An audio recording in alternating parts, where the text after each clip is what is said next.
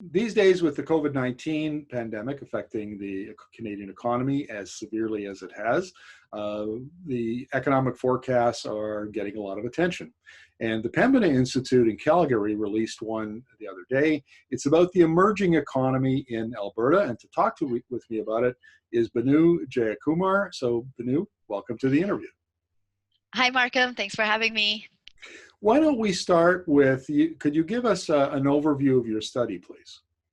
Yeah, for sure.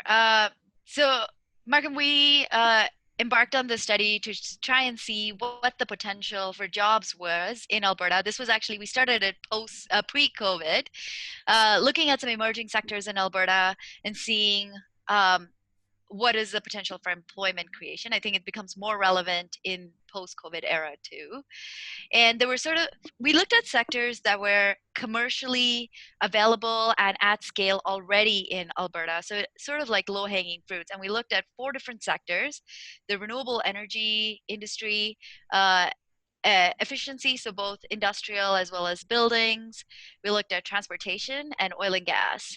And what we found was, and we looked at it from a time period from now until 2030, so kind of over the next decade, and said, if we put in policies that are pro climate and also pro jobs and investments, we see a potential at the minimum of generating about 67,000 jobs, which represents about 67% of the oil and gas employment um, uh, pie right now. Right. Like So let's talk about some of those. The one that really yeah. stuck out for me was the building retrofit, because of course buildings are a large emitter of greenhouse gases, and it's very difficult, especially in cold climates like Alberta, to reduce the use of natural gas to heat and I guess to some extent cool the houses. What will be driving the growth in this area? Great question. And even as you said that, this is reinforces how conservative this study is. Right now, it looks at projects that would be undertaken by homeowners, commercial building operators, and as well as industry that's prompted by energy efficiency standards. So looking at things that can actually reduce the use of natural gas, reduce the use of electricity. It's not even looking at going to net zero or zero emission technologies. It's just with current technologies, what can we do in terms of insulation and other retrofits that can reduce demand of energy? And so those numbers are just based on that. But like you said, I think there's a lot of potential in Alberta to decarbonize the building heating sector. And that would, yeah, exponentially increase the job opportunities. Right. Another one that's very interesting is electric vehicle infrastructure, and Mm, I'm working on a deep dive around the Canadian electrification of transportation in Canada, and infrastructure is a huge issue, and it's not just for cars and trucks; it's also for things like transit and yeah. commercial vehicles. And you wouldn't normally think of those, but that's going to be a big part of electrification. So what did you find in that sector? Yeah, again, a lot of jobs to be created, and particularly we found more jobs to be created in public charging infrastructure. So it's interesting what you say, there's all these different types. So public charging would include transit and also, all the ones that you would see kind of along the highway.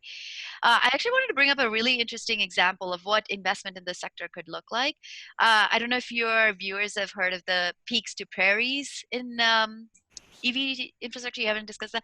It's a really interesting project actually developed in southern Alberta by local municipalities. And then they got funding from the provincial government as well as the federal government through the Federation of Canadian Municipalities. And it's a chain of fast charging EV chargers that will go along Crow's Nest Pass. So like southern Alberta, east to west, connecting a whole bunch of mid-sized towns. And so like increasing their tourism potential, but obviously creating jobs, and making it really visual. This EV revolution that's coming. EV charging stations are so important for public perception of range anxiety, and so like it gets to that. Anyway, so it's a really interesting initiative, like I said, and with funding from the federal and provincial government in partnership with local governments. We need to see more of those at a regional level.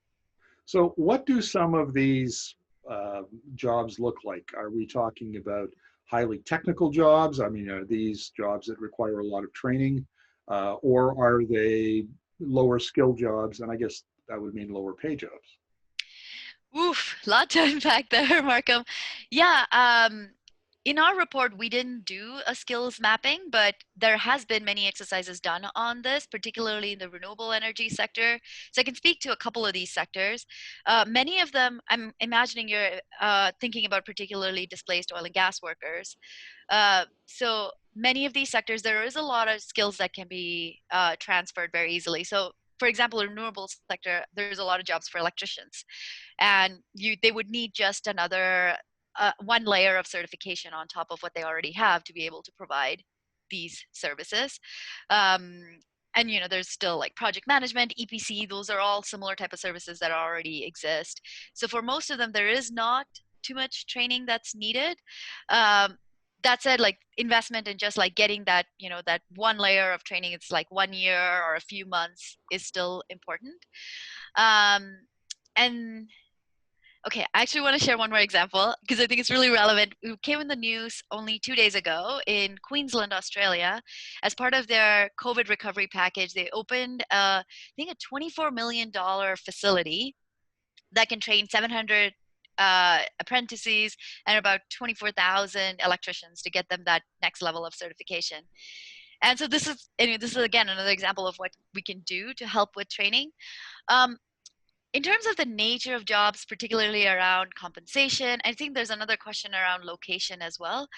Um, those tend to be different from what you would see maybe in the oil sands. These jobs are distributed. Many of them are closer to the communities, so where people live. So that's actually a benefit, and many folks do see that benefit. Um, and they are comparable salaries to most positions, but yeah, there is a bit of difference between that and oil sands jobs.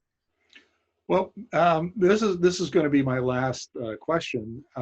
When can we expect to see these jobs materialize? I mean, I know each one of the sectors is already in existence and already employs Mm. quite a number of Albertans, but the expansion, I guess, is what we're talking about here. What kind of a time frame are we looking at? Yeah, so our report looked at this coming decade. So until 2030, these are jobs we expect to be created by 2030 if we continue to implement clean energy policies.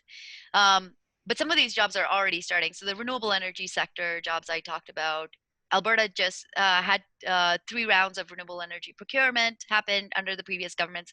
So those jobs you're going to start seeing already, like those projects are in construction. So yeah, so these jobs are starting now, and yeah, looking at till the end of the decade. Excellent. Binnu, thank you very much, and we'll look forward to chatting with you again about this topic. Yeah, for sure. Thanks for having me, Marco.